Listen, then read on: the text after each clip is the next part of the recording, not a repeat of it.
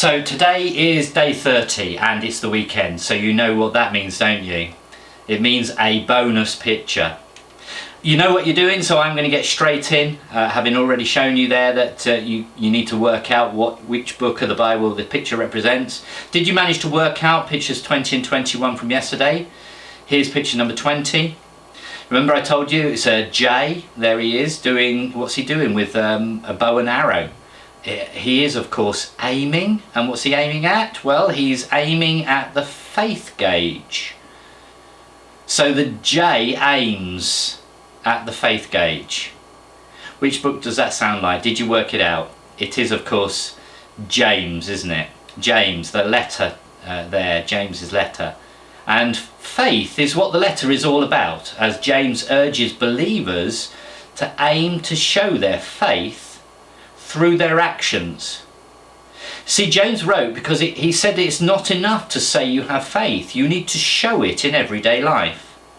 James, who was probably one of Jesus's half-brothers with Joseph as their father, also encourages each of us to watch our tongues, because what is said can never be taken back. We're to show no discrimination. That means don't show special treatment to some and not others. And he was particularly referring to the people in the church treating rich and poor differently. So treat the rich well and the poor not so well. And he says you should treat both exactly the same, living our lives wisely and humbly as we follow the Lord Jesus. So that's the first one. That's picture number 20, and that's James. Here's picture number 21. Now, is a man working really hard, working while he's waiting. Now, what do we have here? So, the man is working and he's pulling up two different things. He's got 2 thistles and 2 onions. And I did say yesterday that this one is similar to one we've already had. So did you remember the one that we had before? This one is, well, it's 2 thistle onions. What does that sound like in the New Testament? It is, of course, yes it is. It's 2 Thessalonians. I hope you spent a little bit of time in the book and maybe worked out a little bit about what this letter that Paul wrote is all about. Now in it, Paul encourages patience as the Christians wait for Jesus' return. So that's the emphasis on to work while you wait. Notice he is kneeling on some scales, so he's being weighed. That's kind of a little bit of a play on the words for weighed, wait. Working while he is weighed or waiting.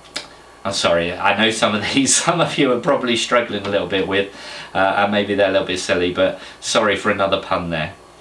Now the farmer in the picture knows he has to work while he is waiting for Jesus' return, and the picture is a reminder of what the book is all about. Paul tells the Christians at Thessalonica that they need to listen, he tells them not to listen to the false teachers. Now these false teachers were telling them that Jesus had already returned. And sometimes they were telling them that it would happen so soon that they could just sit about and wait and do nothing and kind of be lazy.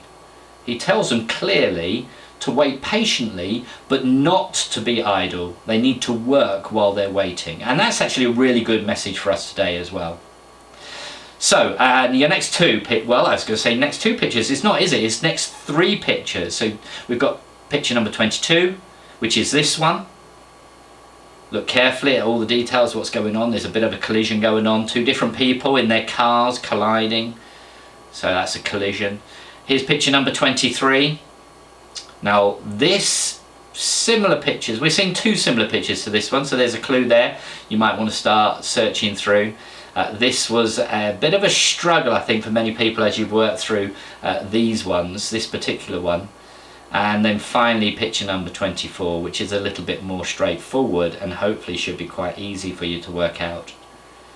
So there you have it. There's your 3 pictures for the weekend. I hope you have a really good weekend. I want to encourage you to join in with particularly St Mary's and our live service on Sunday morning.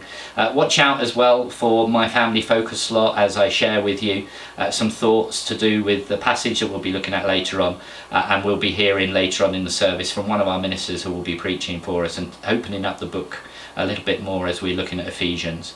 So have a really good time. work those 3 out, and I will be with you on Monday to explain a little bit more about these particular 3 pictures and which books they are and what the books are all about. So stay safe and have a really great weekend, and I will see you on Monday. Bye for now.